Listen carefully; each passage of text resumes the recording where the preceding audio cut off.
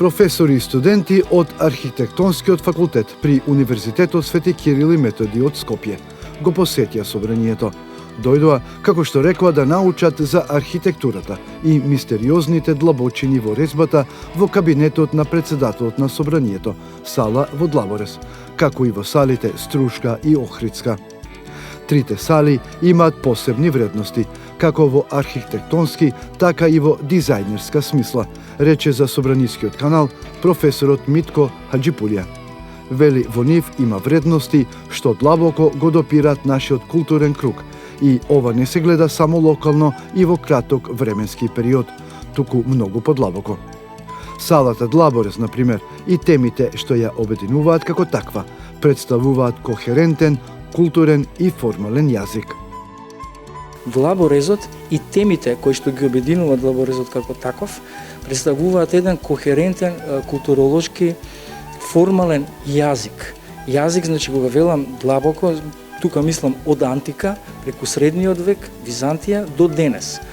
И во повеќето слоеви кои што ги содржи овој, мислам, оваа наша земја, Република Македонија. Значи, на таа културна сцена се надоврзува обработката во собранието во фантастичен Длаборез. Значи, може да препознаеме мотиви од повеќе време, од различни периоди, од различни интенции, што во една смисла представува продолжение на тие, а во друга смисла значи и нивно реинтерпретирање во периодот кога се настанати. Зборувам сега за периодот на правењето на пред Втората светска војна и така. Значи, вистински, тоа ми беше поентата, вистински учебник за архитектура е да се наблюдуваат како се решени просторите, значи вистински учебник. Сите класични, кога велам класични, не мислам стилски, класицистички, туку мислам сите класични правила кои што важат за дефинирање на еден архитектонски простор, студентот, ако само да ги гледа, ќе има посебна лекција. Го прашав професорот дали тие како експерти препознаваат нешто што обичните луѓе не може да го видат во овие сали. Ние професионалците можеме да го формализираме нашата свест за нештото, мислам за архитектонскиот простор, но што рековте, обичните нема обични, сите сме исто. Значи, тие обичните имаат во наводници, обичните имаат уште повеќе во себе длабочина на срцето.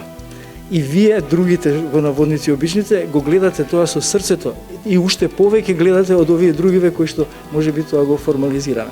Значи, постојат архитектонски или обликувачки елементи, како такви, постои синтакса. Синтакса значи начин како тие елементи се поврзани во едни смисловни говорни целини, како просторот говори.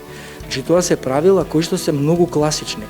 Значи, независно дали некој бил оние што го зачнале концептот, значи уште во бивша Југославија, кој што го зачнале концептот како да изгледа просторот, како да биде структуриран, кои елементи да бидат употребени како формални елементи, ливчиња, цветови и така натака. Сето тоа е поврзано за една биологија, за една екологија која што владее во овој културен круг. Јас сум одушевен од тие луѓе тогаш, зошто во културолошка смисла тие луѓе не биле македонци. Тие дошле од негде, ама имале свест. И во свеста имале таа културолошка големина, почит кон тие луѓе што живееле тука, дека тие луѓе што е специфично за нив, што е специфичноста на изразувањето. Тоа го согледале, го превзеле и направиле од тоа нов тип на простор, а тоа е овој простор.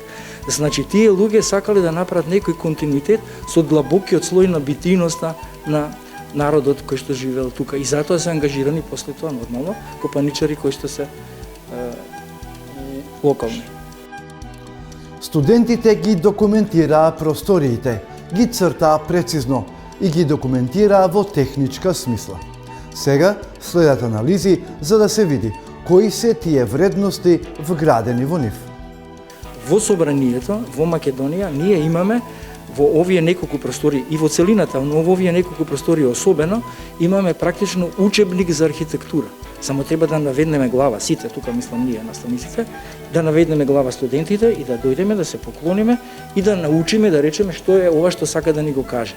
Бидејќи ги надминува, значи вредностите на оваа резба, ги надминуваат строго локалните и национални перцепции за одреден формален јазик.